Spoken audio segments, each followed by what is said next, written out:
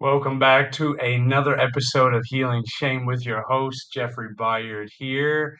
And I'm just going to pop the reading on your screen. Here we go. It is June 7th, and here it is. Here we are, June 7th, reparenting.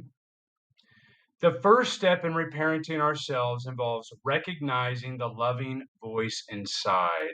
From the Big Red Book, page 298. Growing up in a dysfunctional family was chaotic. We walked on eggshells, waited for the other shoe to drop, or held our breath and waited for the war to start. In the morning, after a brutal night, everybody pretended like nothing had happened. When we first came to ACA, many of us were angry, defensive, and at the end of our rope.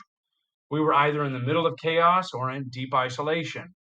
We knew full well what it felt like to be on the emotional roller coaster of life. 1 minute up, the next minute down. What we learn in this program is that showing up and doing the work is critical as we learn the value of surrender, acceptance, love, and forgiveness. We begin to build a strong foundation for a better way of life. We learn to reparent ourselves, which means we become our own loving parent who provides our inner child with what we didn't receive from our families. It's like starting fresh, almost like being reborn. Here's a little mantra. On this day, I am grateful for what ACA has taught me about the value of my choices and how to reparent myself. Each day I start fresh and give my inner child only positive messages.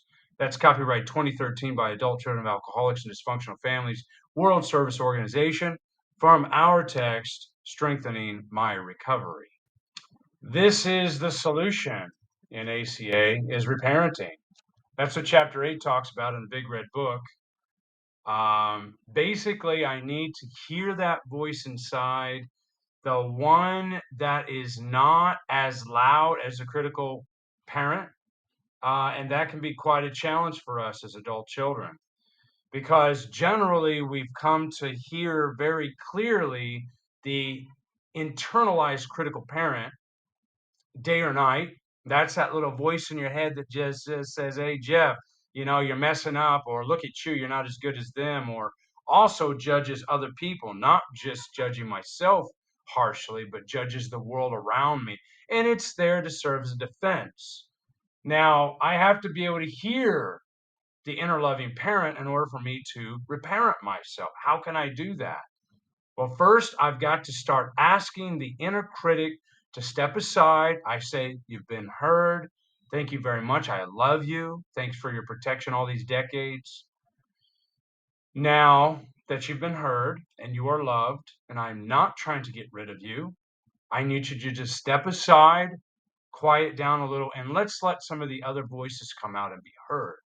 Because the loving inner parent is notoriously quiet because the critic is so loud. And so this takes a lot of practice. First thing I can do is I can just ask my higher power in daily meditation and prayer.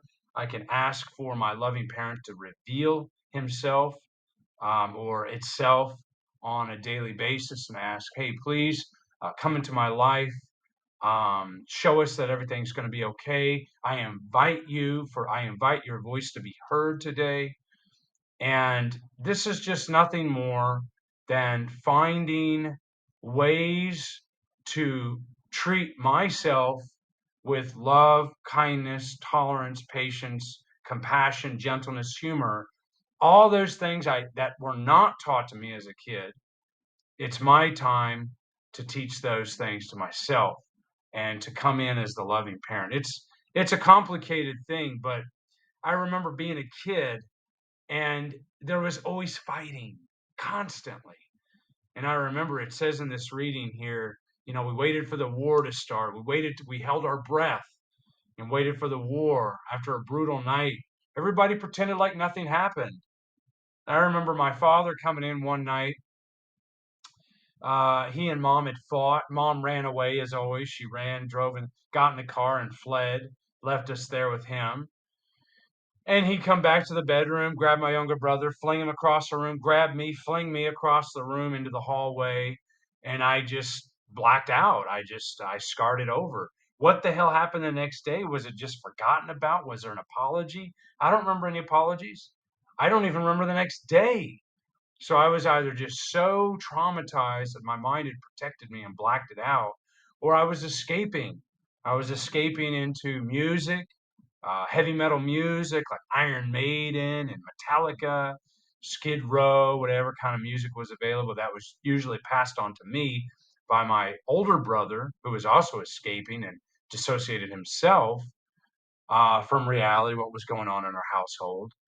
And that was passed on to me. So those are the only ways I found to cope with the insanity, the chaos that was going on in the house at the time, was to retreat into his bedroom, listen to that little gray radio, listening to the tunes that were coming through on the radio, the new 80s music, the heavy metal that he had his CDs in his room, and little cassette tapes at that time. There were little tapes some of you've never seen before, but they did exist, cassette tapes.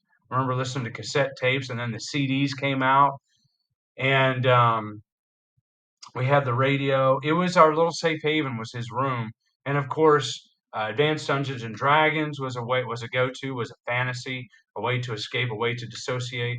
And then for me, that led to video games. Whatever I could do, I found ways to get away from having to deal with my feelings, with having to deal with the pain that was going on inside me, all the stored trauma that infiltrated my mind, and my tissue was stored in my body.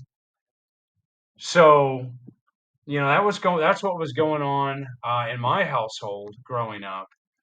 But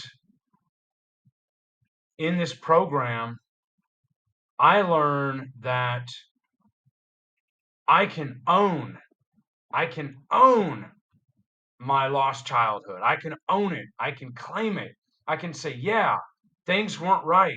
They were screwed up. I'm not in denial anymore. I've come out of hiding. There's no more blinders on. The situation was absolutely a nightmare, and it produced a dysfunctional adult child. That's me. And here I am. But I'm trying to heal, and I'm getting better one day at a time by looking at this program, by examining my grief, my loss, by measuring my grief and loss, by reading the Big Red Book. And I have a little pocket-sized version I call the Little Green Book. I printed it here in China where I am. It's a great little pocket-sized version. I carry that with me on the metro when I'm going to work, and I read through it. And so it gives me ideas of how to reparent myself in there. That's where the answer is. I go to these guys in outreach calls. I go to my sponsor. I go to meetings. I talk to people about it. I don't hide anymore that the childhood was hell and I didn't get what I need. I didn't get the guidebook for life. I just get in there, and I have to take this one day at a time. Ask for the loving parent to soothe and coo the child within, the one that's in hiding, so that the one in hiding can come out and be part of this world and connect with the rest of us and not be afraid. And that inner parent, that loving parent, is the one that can do that one day at a time. It takes practice. And that loving parent can tell the children, hey, you're safe. You're safe enough. These people can't hurt you. Your father can't beat you anymore. Your mother can't shame you anymore. You're an adult. You're grown. And we don't have to endure the abuse any longer. And we don't have to take abuse from other people anymore. We have a choice. We have a choice to pick up the kit of spiritual tools that's been laid before our feet in the program of ACA, the 12 steps, the Big Red Book, prayer, meditation, outreach call, sponsorship, um, meetings. We have tons of choices in this program. I'm so very grateful that one day at a time, I am allowed to reparent myself. And it is a monumental task. And that is, but the first step, as it says here, is that we have to become our own loving parent, which provides that inner child what we didn't receive during childhood. And the first step in doing so is hearing the voice. And like I said earlier, that requires me to ask the critic to pipe down a little bit. You've been heard. I love you. Thank you for your protection all these years, critic. Now, please quiet down and let's let the other voices be heard. And a lot of that is also just breath work, getting into my body and making sure I'm breathing right, looking people in the eyes and smiling and acknowledging their existence, their presence, not trying to hide in isolation with sunglasses on every day, which I do often. And I'm breaking away from some of these habits here in life. It's been good to be with you today. Until the next time, I wish you all the best, and we'll see you soon.